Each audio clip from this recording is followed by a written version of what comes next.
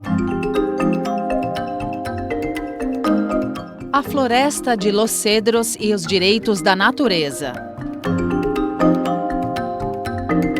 Este refúgio de biodiversidade no norte do Equador, onde a teia da vida se revela, continua de pé graças a um movimento jurídico internacional que ganha força. Em 2008, o país foi o primeiro do mundo a alterar a Constituição para estabelecer que a natureza tem os mesmos direitos das pessoas. Com a mudança promovida pelo movimento indígena, foram proibidas a exploração mineral e outras atividades extrativistas no local. O bosque de altitude, denso e úmido, é fundamental para a vida de várias espécies: insetos, aves, onças, assim como fungos, flores e árvores frondosas. A ação para garantir os direitos de Los Cedros foi levada aos tribunais por um dos fundadores da reserva nos anos 80, o norte-americano José Decoux. Ele morreu de câncer em maio de 2024, mas depois de anos de luta pela preservação, conseguiu ver seu sonho realizado. Iniciativas em 44 países, inclusive no Brasil, reivindicam o reconhecimento de direitos da natureza. A decisão sobre Los Cedros foi marcante por se aplicar não só às áreas protegidas, mas a todo o território do Equador. Um exemplo que desafia a lógica mundial de destruição dos bens naturais para a obtenção de lucro. Remete ao pensamento dos povos originários. A Mãe Terra merece proteção, não apenas por ser útil para a humanidade.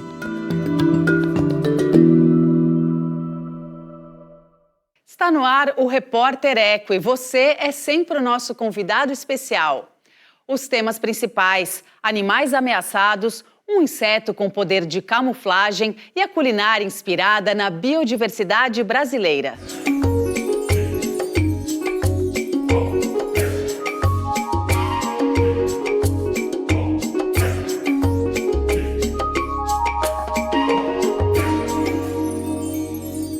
Veja os detalhes do programa de hoje.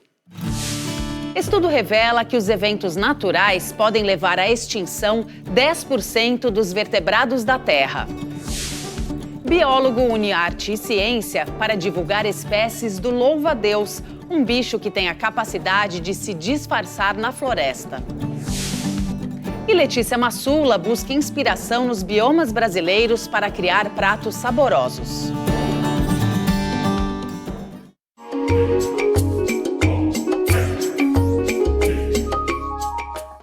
Uma pesquisa internacional que teve a participação de cientistas brasileiros chegou a uma conclusão preocupante. Fenômenos naturais podem causar a extinção de 10% dos vertebrados terrestres do mundo.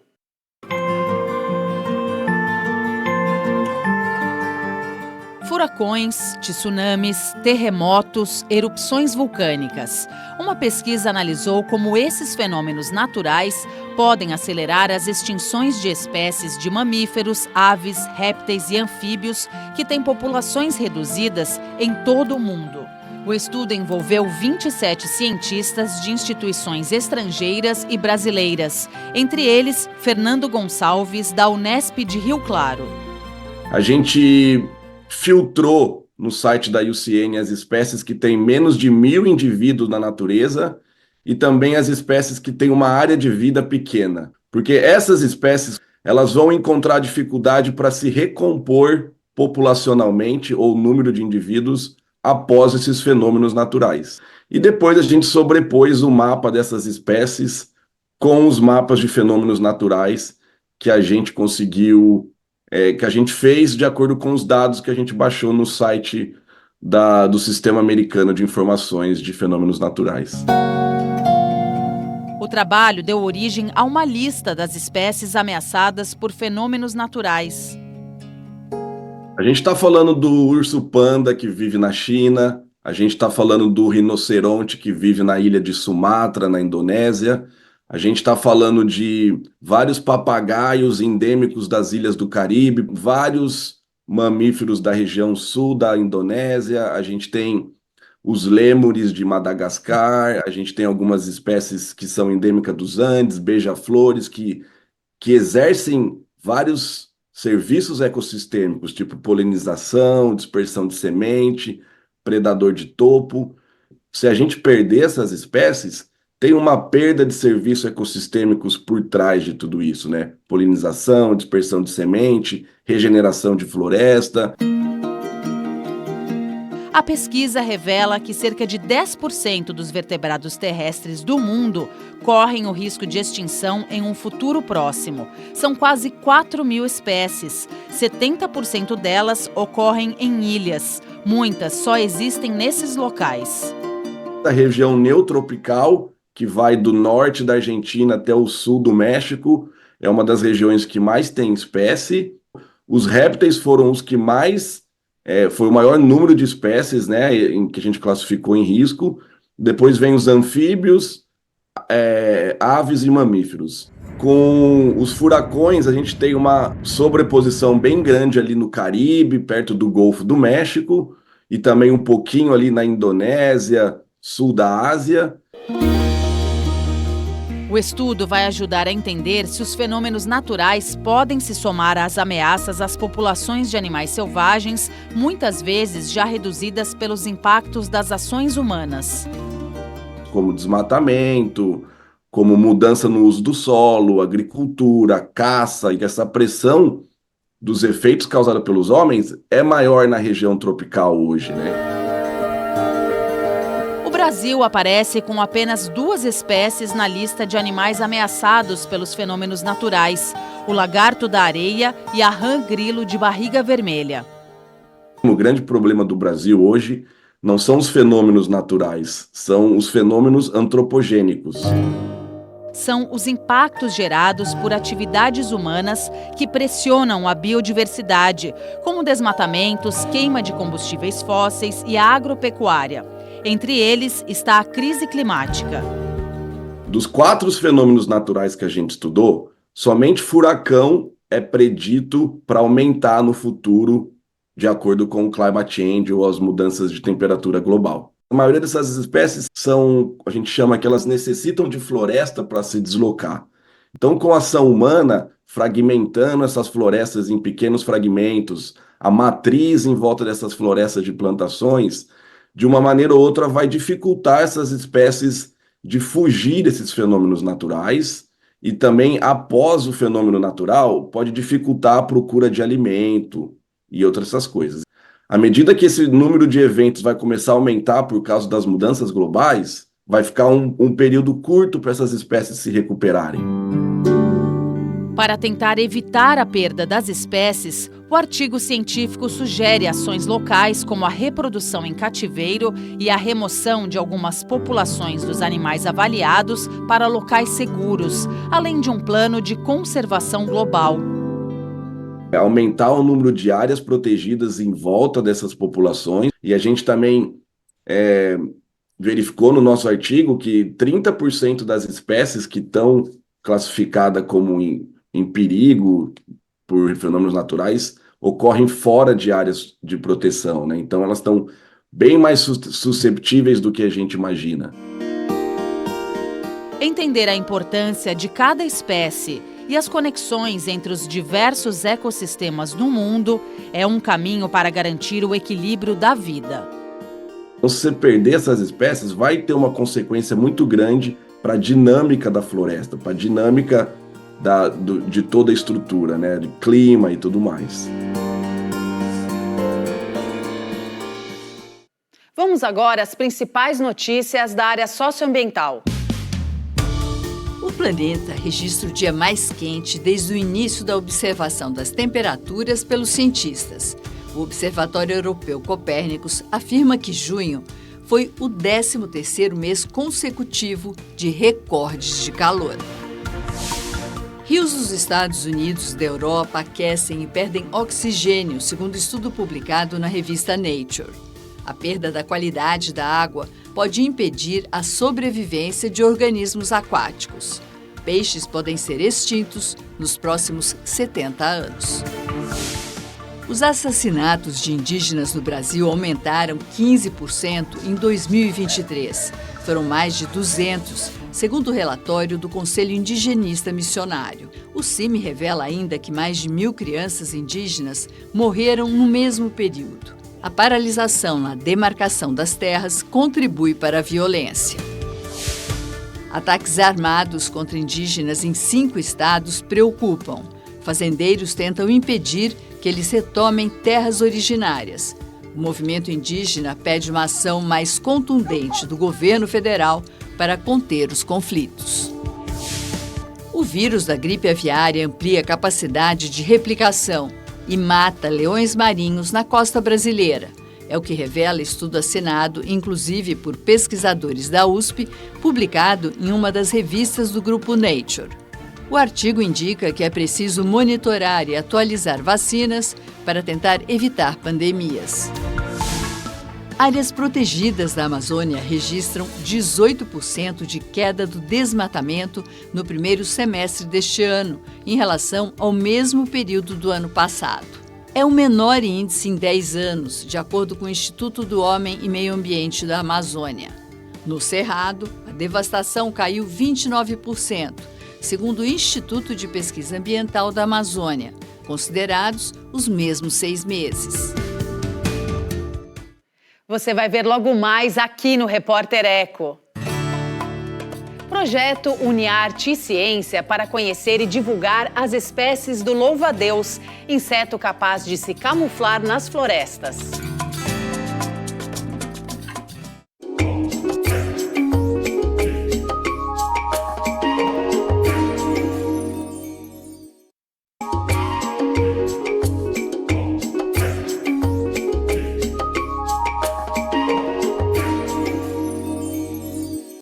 O louva-a-Deus é um inseto curioso e inofensivo aos humanos. Ele é capaz de se camuflar com perfeição nos ambientes naturais, tanto para a caça quanto para a defesa. O projeto Mantis, nome da espécie em grego, que significa profeta, une ciência e arte para conhecer e divulgar esse bicho carismático.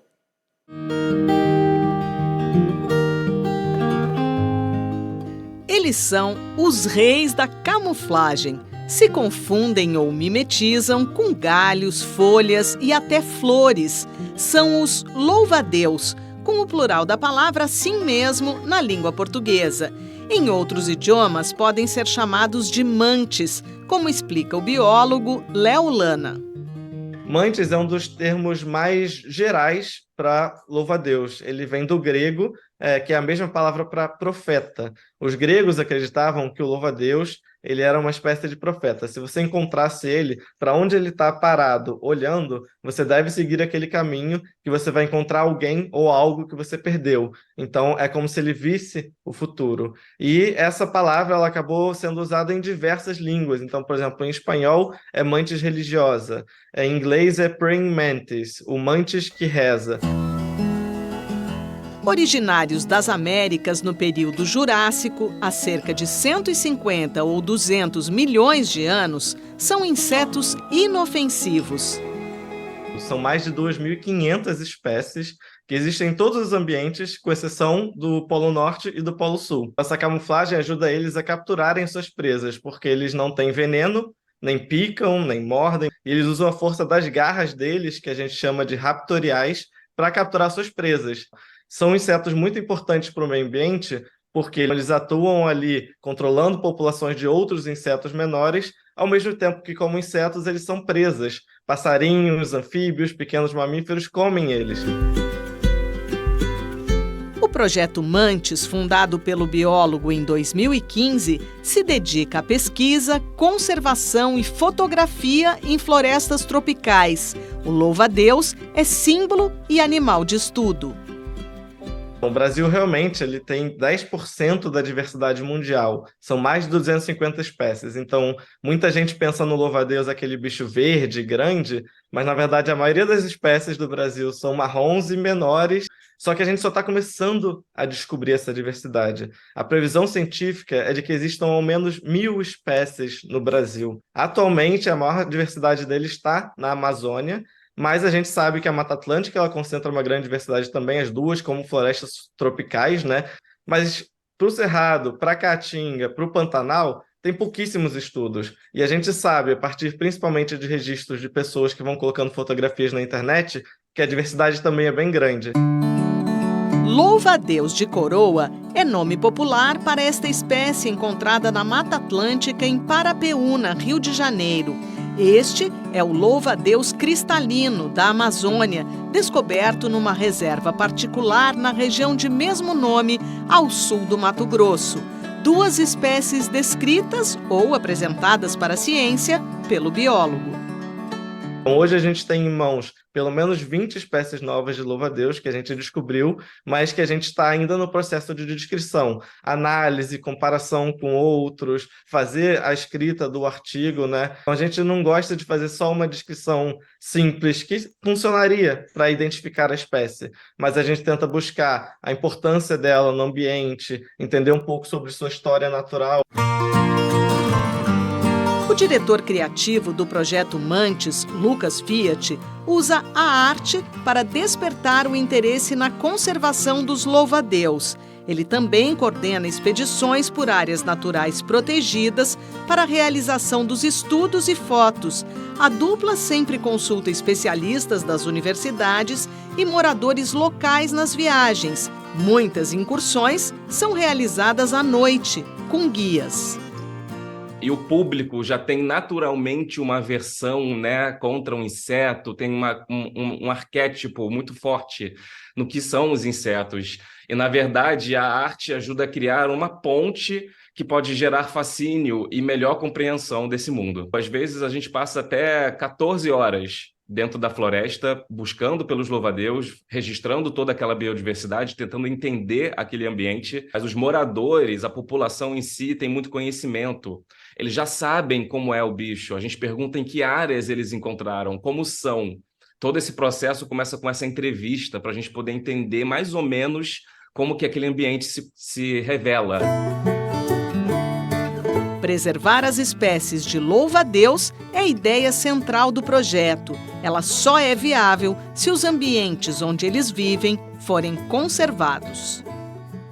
Se a gente fala de Mata Atlântica, onde pouco mais de 10% da floresta original restou, a gente tem pouco mais de 10% dos ambientes que comportam a diversidade de louva-a-Deus da Mata Atlântica. Então, sim, eles estão ameaçados. Você tem louva-a-Deus que só existem no Rio de Janeiro. Se essa floresta some, ele vai junto com ela. Na Mata Atlântica e na Amazônia, se você chega numa floresta preservada, você tem cerca de 30 espécies de louva-a-Deus diferentes vivendo na mesma floresta. Eles estão intrinsecamente ligados à conservação dos nossos ambientes. Eles são completamente dependentes deles. As formas de galho, de flor, de líquen, elas dependem da existência de ambiente para camuflar desse jeito. Então, conservar os louva-a-Deus é uma forma também de conservar nossas florestas e vice-versa.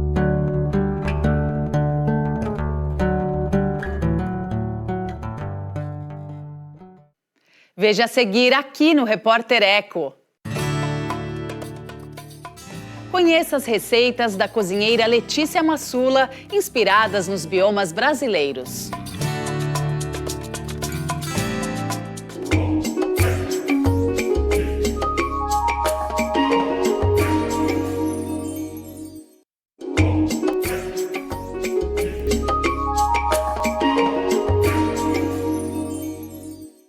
A biodiversidade brasileira é fonte de inspiração para a cozinheira e viajante Letícia Massula. Ela pesquisa os sabores dos biomas para criar pratos originais. Os ingredientes livres de agrotóxicos são produzidos de preferência por agricultores familiares. Nascida na divisa entre Minas e Goiás, moradora do estado do Tocantins mais adiante, Letícia Massula cozinha desde menininha. Não era aquela brincadeira de colocar galhos e folhas numa panelinha de plástico, mas a natureza estava presente. Morei na Araguaia, depois vim morar em Tocantins, e cidades muito pequenas, né, que a gente chama de currutela. Então, morei em currutelas. E aí, assim, tinha essa coisa de sair pro mato, coletando fruta na estação das frutas, né? Nossa época, coletar pequi, caju, araçá. E fora isso, a gente tinha muitas brincadeiras que envolviam cozinhar. Eu tenho aqui ainda uma dessas panelinhas, né, que eram das primeiras na infância. E aí a gente fazia aquele fogãozinho, botava fogo, em geral tinha um adulto ali por perto e fazíamos comida mesmo, entendeu? Aquele arroz queimado, aquele feijão que não cozinhava.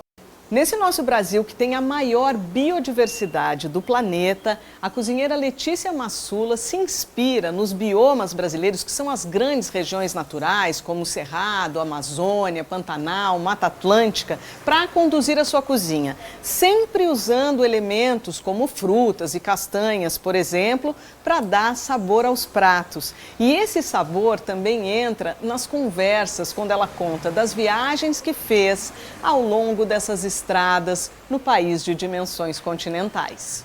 Meus pais eram meio nômades, assim, eles curtiam isso, eles tinham muito respeito pelos povos originários, então eu tive uma relação com eles na infância.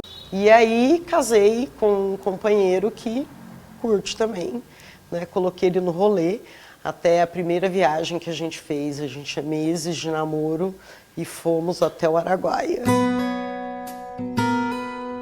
No lavabo do restaurante, fotografias ilustram as histórias. O peixe com açaí do mercado Ver o Peso em Belém do Pará e o pequi em fruto e flor. Pequi é o amor da minha vida. Ele me lembra o cerrado mesmo, o calor, a untuosidade do cerrado, a brutalidade, né? Conheço todos os pequis por região do país. Eu já fiz viagem na época do pequi, só para ir comendo pequi em todos os lugares possíveis. Nas andanças dela, também há registros do ipê amarelo e da lobeira, alimento para o lobo-guará em Goiás, e das fidalgas, pimentas da Amazônia. Tem preparos que são de estação seca, tem preparos que são de estação úmida. Por exemplo, o pão de queijo que está aqui, só no Cerrado tem essa produção leiteira e no semiárido também, ligada com a seca, que faz com que o queijo chegue nesse ponto seco, que a melhor coisa que você faz é ralar e colocar na comida. Cozinha da Matilde, Mesa Farta, Casa em Festa é o blog da Letícia, cheio de receitas e curiosidades em seções como O Brasil é gostoso demais. Um exemplo, esta salada com gosto de Amazônia. Leva farinha d'água, camarãozinho seco, pimenta de cheiro, limão, cibulete e azeite. Alguns ingredientes são de Santarém, no Pará, mas a cozinheira prioriza a matéria-prima local. O uso de vegetais sem veneno começa na conversa com os produtores. Para você me fornecer um ingrediente saboroso, eu preciso que você faça isso na tua produção. Vai agregar muito mais valor, você vai conseguir vender por um valor maior e eu vou ter muita felicidade de pagar esse valor maior. Para fechar com chave de ouro, uma versão brasileiríssima do tradicional sanduíche francês Croque Madame. O Croque Marília é uma homenagem à popular cantora Marília Mendonça, que morreu em 2021. Leva queijo da Serra da Canastra e nibs de cacau com coco. No molho bechamel tem baunilha do Cerrado e jiquitaia de pimenta murupi da Amazônia. A gente tem muitas baunilhas no Brasil, né? Madagascar é uma baunilha famosa por conta de ser plantada em monocultura, né? Então a produção muito grande, mas aqui a gente tem as baunilhas ainda selvagens. O ovo envelopado por cima dá o toque final no sanduíche, de dar água na boca. Entre paredes repletas de memórias de viagens, Letícia Massula reflete sobre a comida do século XXI. Para ela, é a que revisa o apagamento cultural contido nas suas origens. A comida mineira é uma comida absolutamente africana, né? E que nós, cozinheiras brancas, nos apropriamos. Acho que já passou de a hora de fazer essa reparação histórica, né? Com a comida indígena, com a comida africana, e depois começar a valorizar o pequeno que não vende commodity, que vende comida, o agricultor familiar, saber que todo mundo que está por trás daquela comida foi bem remunerado, foi reconhecido, sabe? Então eu acho que é essa comida que eu quero no prato, é essa comida que eu quero para todo mundo.